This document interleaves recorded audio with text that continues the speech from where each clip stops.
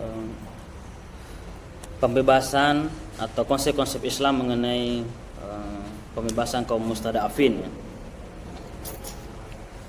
Kaum mustada'afin ini biasa dipopulerkan dalam Islam itu sendiri karena sekitar 13 kali kata mustada'afin itu dikemukakan dalam Al-Quran dalam arti sebagai kaum yang lemah gitu ya, atau orang yang ditindas semena-mena. Dan semua nabi yang hadir di muka bumi ini itu melakukan satu rangkaian yang cukup panjang, yaitu melakukan perlawanan terhadap kekuasaan yang semena-mena dan membebaskan dirinya dan kaumnya terhadap ketertindasan. Kita mengingat sejarah yang diceritakan juga dalam Quran, bagaimana perjuangan Nabi di bawah kepemimpinan Fir'aun. Nabi siapa? Nabi Ibrahim ya. Itu kan perjuangannya panjang gitu ya. Di masa Fir'aun ketika menobatkan dirinya sebagai Tuhan ya, artinya apapun yang dikehendaki dia itu yang akan terjadi. Bahkan dia mampu mematikan manusia dan menghidupkan manusia ya, begitu sombongnya. Ketika ditanya bagaimana caranya mematikan manusia, yaitu hanya menyuruh orang-orangnya untuk membunuh siapa saja yang dikehendaki. Itu kan semena-mena. Kemudian karena ketakutan terhadap pergantian kekuasaan, memang dari dulu kekuasaan itu sangat manis dan ingin berlama-lama ya. Maka jangan heran ketika di Indonesia ketika 2 periode ingin 3 periode kayak gitu. Itulah nikmatnya kekuasaan. Kenapa? Karena dia sudah merasakan dari sudut manapun kekuasaan itu luar biasa ya. Cuma Fir'aun juga begitu. Fir'aun sama sekali tidak ingin digantikan oleh siapapun, maka kebijakan yang diambil, setiap anak laki-laki yang lahir itu harus dibunuh hidup-hidup. Itu kan kekejaman yang luar biasa di muka bumi. Sifat kemanusiaan yang tidak ada demi otoritas, ambisi kekuatan, ambisi politik, ambisi ekonomi dan lain sebagainya gitu. Sama di negeri kita di Indonesia ini, untuk sampai kepada perpanjangan periode ataukah tidak bisa 3 periode, kita berusaha yang lain supaya tetap berkuasa. Di sisi lain, di balik itu banyak orang yang tertindas. Di balik itu banyak orang yang menderita. Itulah ciri yang juga dijalankan oleh Fir'aun.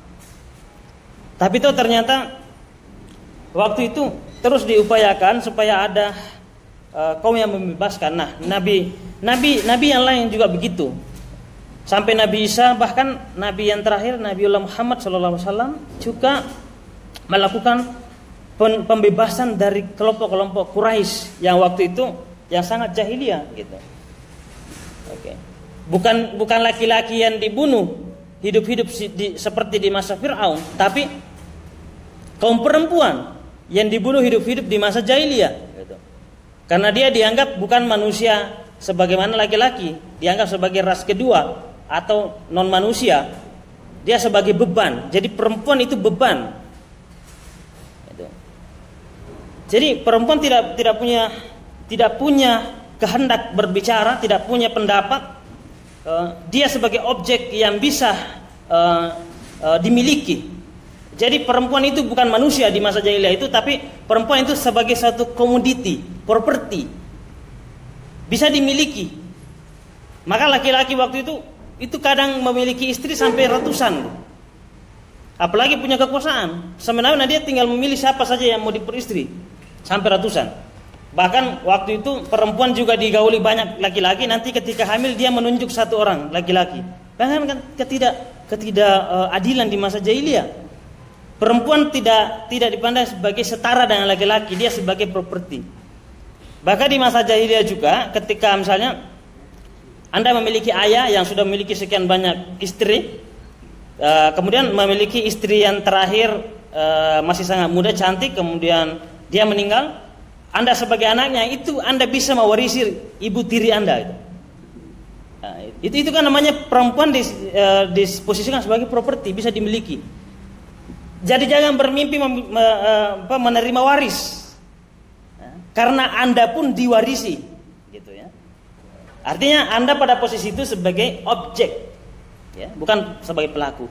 Maka bagaimana cara Rasulullah merekayasa perubahan itu supaya yang objek ini perempuan yang mengalami penderitaan yang cukup panjang dari patriarki, dari dominasi laki-laki, ya kan? Maka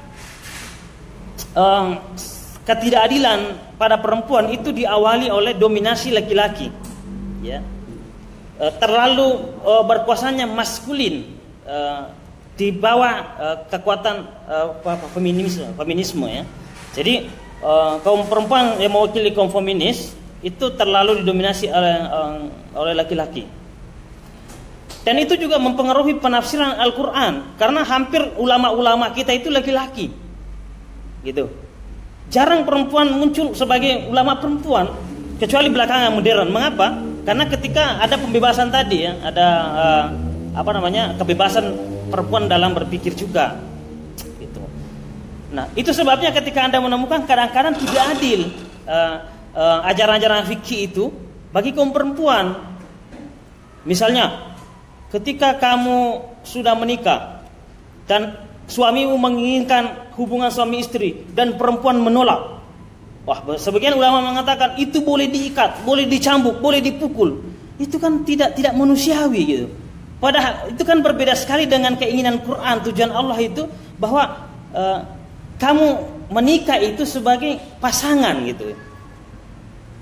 Oke.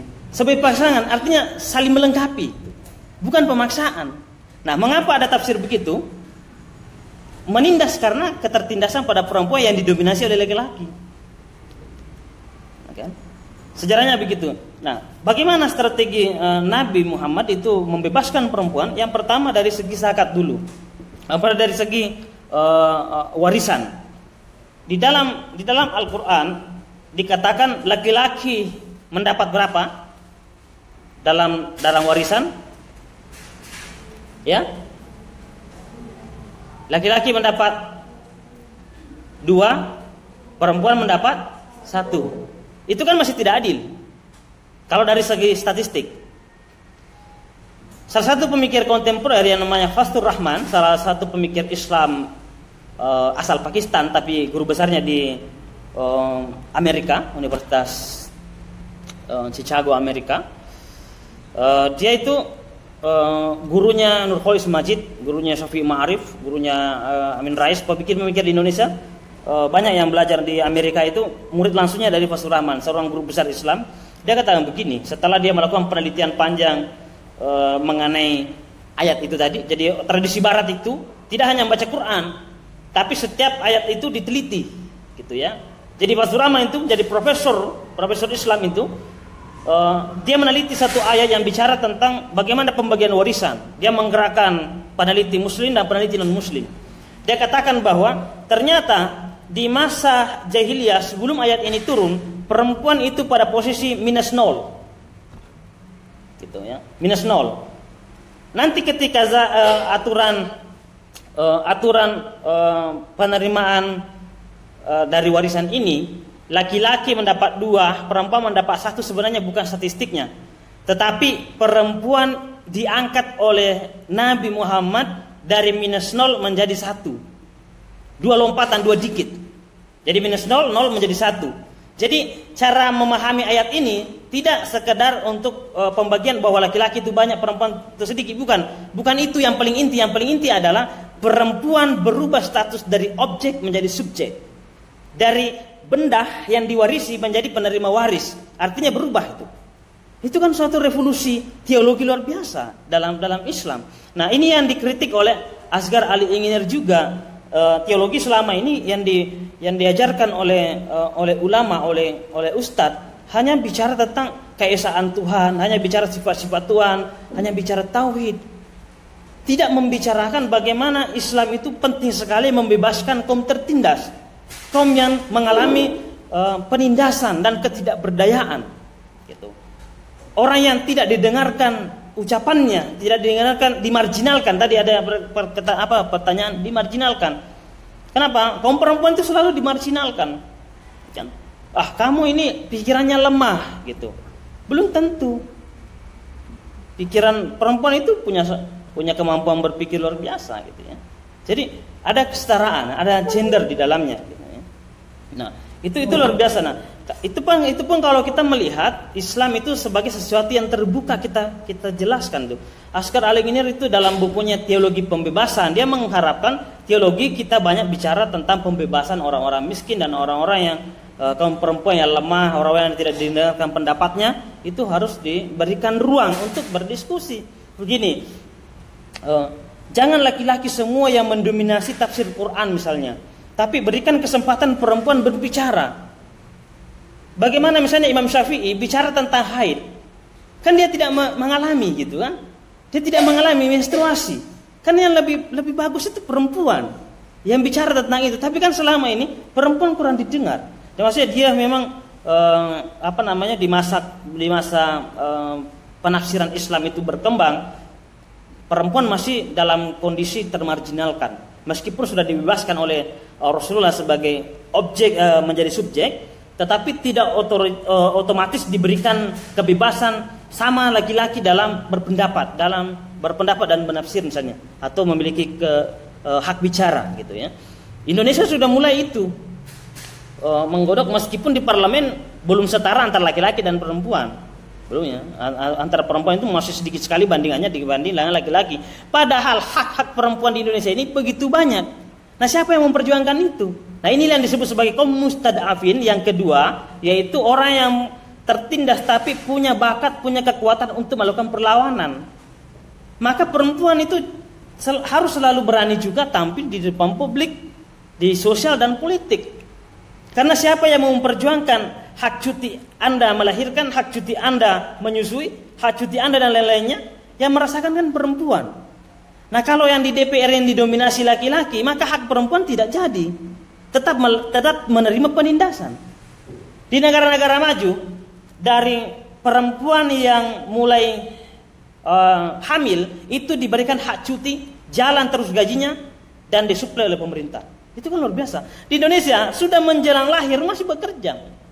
Kenapa begitu? Tidak ada wanita perempuan yang melakukan perlawanan terhadap ketidakadilan.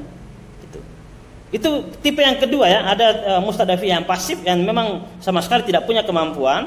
Ada kaum mustadafin orang yang lemah dalam Islam tapi punya kemampuan, dan itu harus terus berjuang. Karena Allah mengatakan innallaha la yughayyiru ma biqaumin hatta yughayyiru ma bi anfusihim. Allah tidak akan merubah nasib satu bangsa, satu kaum, satu masyarakat kecuali dia berjuang untuk merubahnya sendiri. Gitu. Jadi banyak orang yang memprotes hak-hak perempuan di Indonesia itu terpinggirkan itu. Perempuan masih banyak dimarginalkan. Mau melamar pekerjaan alasannya kamu perempuan. Itu alasannya ya. Terus apa hubungannya? Apa berarti selama ini perempuan mengalami ketertindasan luar biasa, patriarki tadi. Betapa banyak orang Indonesia ini yang pintar-pintar perempuan, laki-lakinya nggak pintar saudaranya itu, tapi yang diberi kesempatan belajar laki-lakinya, perempuannya kan menghalang. Itu kan tidak adil. Kan tidak adil. Saya menemui waktu saya SD, SMP, SMA itu rata-rata Regi 1 perempuan, tapi tidak lanjut perguruan tinggi. Berarti kan tidak adil. Generasi-generasi bibit unggul yang sebenarnya kita butuhkan, orang mengatakan laki-laki lebih cerdas, belum tentu.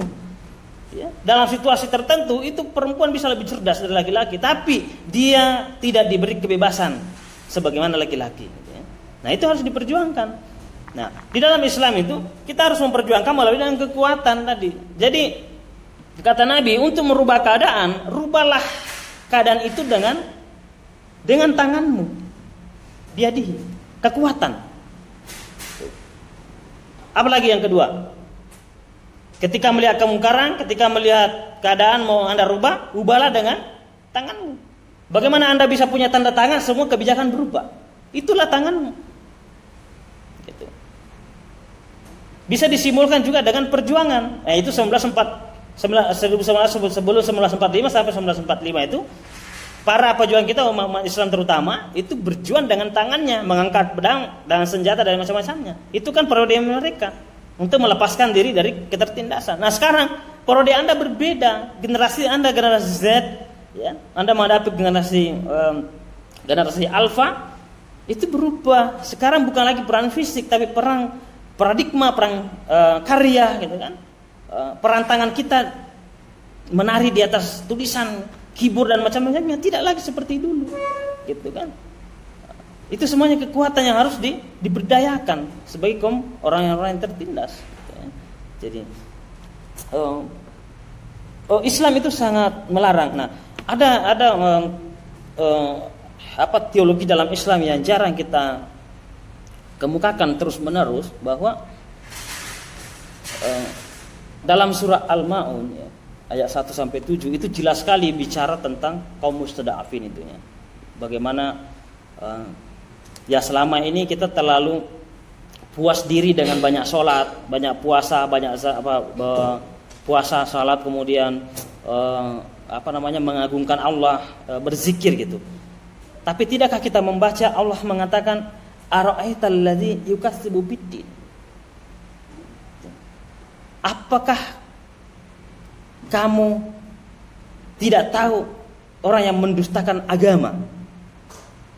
Itu pertanyaan Tuhan yang menyudutkan ya. Beda ketika misalnya apakah kamu tahu orang yang mendustakan agama gitu ya. Jadi coba misalnya buka ayat itu ya. Itu kan menarik sekali kalau Asghar Ali Engineer itu menggunakan juga ayat itu sebagai bagian dari pembebasan ya. Dan itu kecaman Allah Subhanahu wa taala kepada orang-orang yang tidak memperhatikan kemanusiaan gitu. Misalnya surah Al-Maun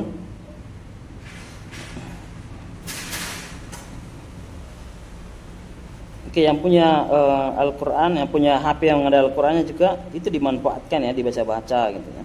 Jangan cuma di medsos terus gitu.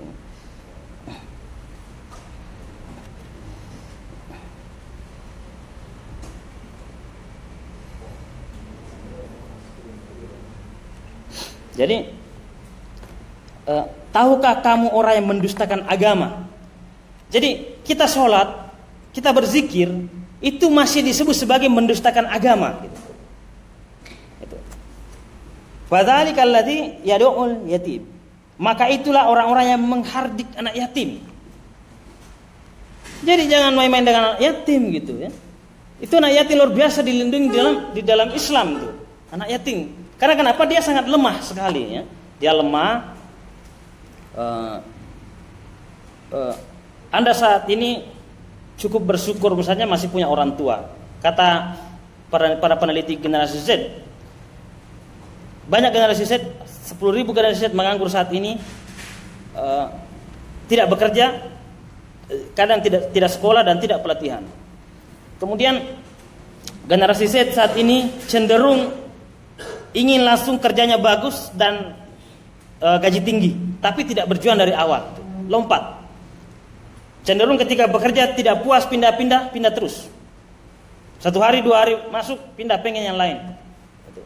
Tidak memiliki kemampuan betah terhadap itu, ya, terhadap pekerjaannya.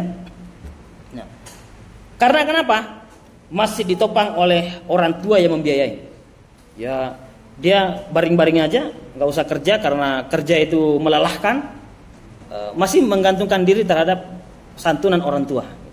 Itu kan luar biasa. Tapi bayangkan orang yang tidak punya orang tua. Gitu. Bapak ibunya nggak ada, atau bapaknya nggak ada, cuma ibunya saja.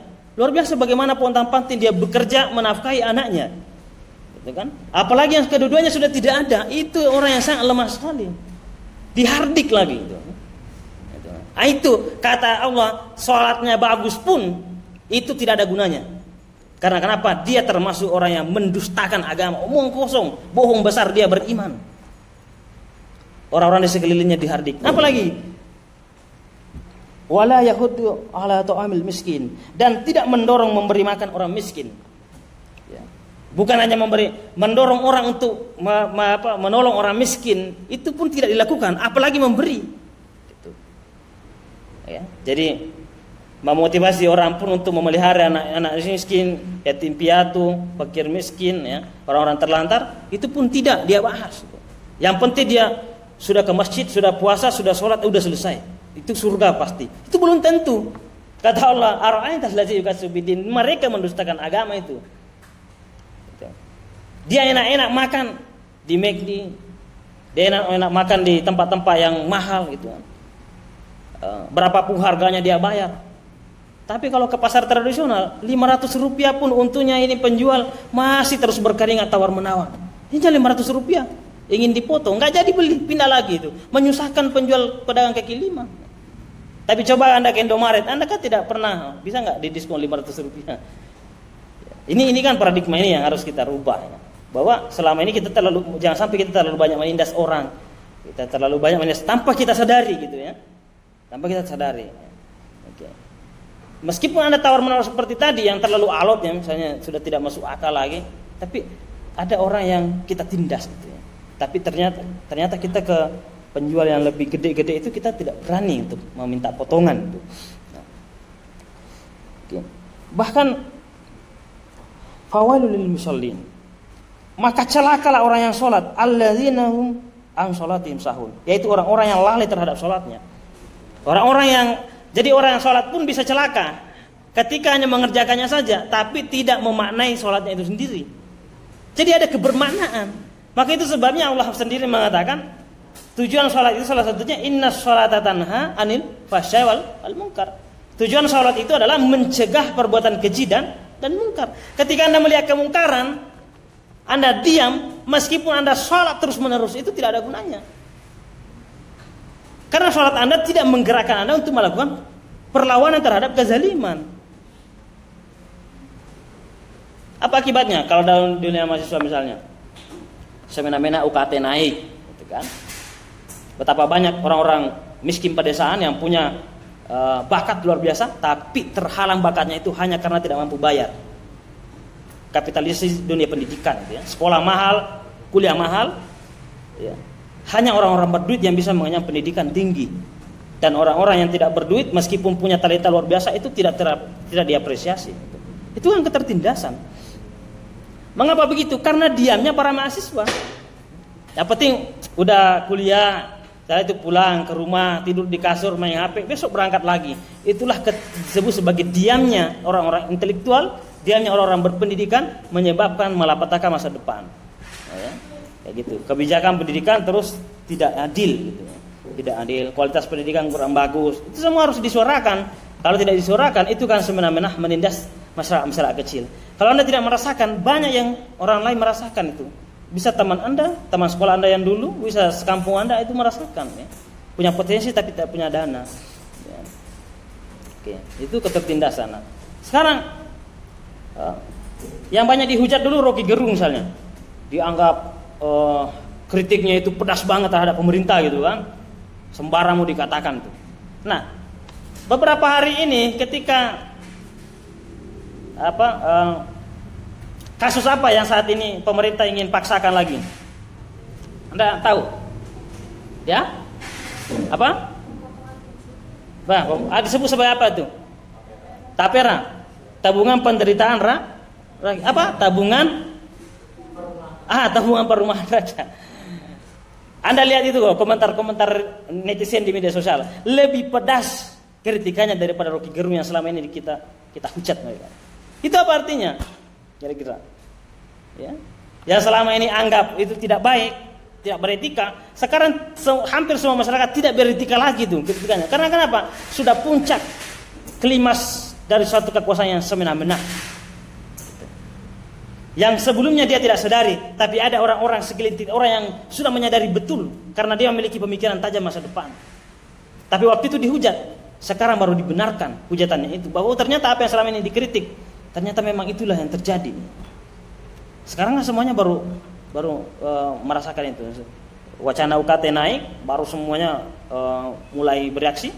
Nah, setelah itu mulai dipending, berubah lagi menjadi tapen, akan dipotong sekian banyak potongan. Yang tidak adil itu. Oke, gitu ya. Artinya pemaksaan. Nah, salah satu unsur yang disebut sebagai orang yang ditindas adalah dipaksa. Anda pernah nggak disuruh menabung tapi dipaksa? Ya namanya menabung itu kan sukarela, toh? Kan dia menggunakan istilah tabungan. Lah, terus kenapa harus semuanya mengikuti itu? Berarti kan pemaksaan. Itu kan namanya ketidakadilan. Ada permainan di dalamnya. Anda cek saja bagaimana Jiwasraya, berapa ratus triliun uang habis di situ, uang rakyat. Ya, itu hampir sama. Jadi kumpul uang begitu banyak dari rakyat sekian tahun, ada dibawa lari 100 triliun, kita yang membawa lari itu dihukum membayar itu 10 triliun, kan masih untung sekian ratus triliun lagi. Kan itu hukum Indonesia itu. Ya. Yang penting bermodal tidak malu, yang kedua modalnya berani, udah selesai. Ya. Bahkan Anda punya jabatan, korupsi 100 triliun, Anda dituntut membayar 10 triliun. Kan kita masih untung 90 triliun. Itulah hukum di negeri kita. Masih ada yang kayak gitu. Apalagi yang tidak punya kesalahan dipaksa untuk menjadi orang yang salah. Ya, itu kan masih ini negeri kita. Ada yang dikambing hitamkan. Nah, ada orang yang harus melawan itu. Harus ada orang-orang baik yang menjadi kekuatan, penguasa gitu. Kalau tidak, maka terus dibilang. Maka mengapa Nabi Muhammad itu melakukan pemberontakan terhadap orang-orang yang menindas? Karena itu tadi tujuannya untuk memegang kendali kekuasaan bagi kelompok-kelompok yang baik, membuat kebijakan. Maka kata orang Madinah, aku lebih baik dipimpin oleh orang Islam. Ya. Waktu itu kan sebelumnya dipimpin oleh kalangannya sendiri, non Muslim waktu itu. Tetapi ketika Islam datang dibawa oleh Rasulullah, dia melihat bahwa luar biasa ini Muhammad ini, meskipun kita beda agama, tapi dia sangat adil itu. Maka sejarah lahirnya Piagam Madinah di situ. Kata Robert M. Bella, salah satu peneliti sejarah dari Amerika, dia katakan bahwa inilah suatu kebijakan Nabi Muhammad yang mengubah semua tatanan sosial politik masa depan, disebut sebagai demokrasi modern. Yaitu Muhammad telah melakukan satu egaliter, kesamaan manusia di hadapan Tuhan, baik itu beda golongan, beda agama, itu disetarakan dengan melakukan perjanjian Piagam Madinah. Itulah mengilhami negara-negara demokrasi. Kata Robert N. Bella, Muhammad itu luar biasa cara berpikirnya yang melampaui zamannya. Sampai-sampai masyarakat yang dipimpinnya pun belum mengerti apa yang dipikirkan. Nanti kita mengerti sekian tahun ke depan. Gitu. Itulah kehebatan Muhammad dari segi berpikir. Bagi orang-orang yang mau merenungkan perjalanan Muhammad, kalau hanya sekedar membaca sirahnya, itu kita tidak mengerti apa-apa. Sama dengan Al-Quran, kalau hanya bangga membaca Al-Quran, itu tidak kita petik apa-apa kecuali hanya bacaan. Padahal Al-Quran itu adalah petunjuk. Ya, artinya petunjuk itu kita pahami petunjuk itu.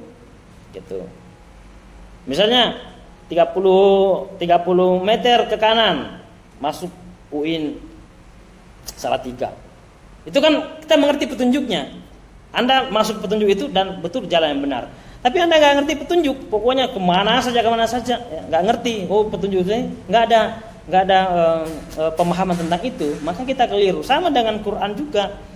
Kalau Quran datang itu tapi tidak kita pahami sedikit demi sedikit, itu kita tidak mendapat petunjuk. Gitu. Tapi sekedar membaca, tidak memaknai. Nah, sama tadi fawailul lil musallin, orang yang salat, celakalah orang yang salat. Bukan di sini celakalah orang yang tidak salat, ya. Tapi di sini Allah mengatakan celakalah orang yang salat itu. Bahkan itu. Jadi kita harus merefleksi, mengapa ya orang salat pun celaka gitu. Allazina an salatin sahun. Orang-orang yang bermain-main dalam salatnya itu mengerjakan secara rutinitas tapi tidak memaknainya. Ya. Di dalam salat itu kita harus jujur, tapi tidak jujur dalam kesehariannya. Ya. Korupsinya jalan, salatnya juga jalan, kan begitu. Tetapi bukan berarti kita tidak melaksanakan sholat ketika kita bermaksiat atau berbuat dosa, tidak. Kata Profesor Khalis Majid, sholat itu terus harus memandu kita, membimbing kita untuk sampai kepada kebenaran yang sesungguhnya, gitu ya. Jadi sebagai orang Islam itu adalah kewajiban, tapi harus diresapi. Gitu ya. Oke, itu sebagai tambahan bagaimana kaum mustadafin, ada yang pasif, ada yang aktif, gitu ya. Dan saya pikir bahwa kalau ada yang mustadafin yang aktif itu harus terus diberikan jalan untuk menyalurkan suaranya, ya, supaya kita terbebas dari perbudakan, bebas dari penindasan, kita bebas dari itu untuk mencapai kesejahteraan. selama penindasan dan pemaksaan itu masih ada, kita tidak sampai pada tingkat kesejahteraan dan kebahagiaan. Nah, untuk itu kita harus memutus mata rantai kekuasaan yang tidak adil, maka teruslah berjuang sampai titik kemenangan, sampai menangnya orang-orang yang dijanjikan oleh Allah Subhanahu wa taala itu akan berkuasa orang-orang yang lemah, orang-orang mustadafin, pasti akan berkuasa di muka bumi ini. Itulah yang pernah dijanjikan oleh Musa, dijanjikan pada Ibrahim yang melakukan perlawanan terhadap Fir'aun, ya, yang dijanjikan oleh Nabi Muhammad yang melakukan perlawanan terhadap jahiliyahnya orang-orang kafir Quraisy waktu itu, dan dia terus berjuang, maka sampailah dia pada kemenangan.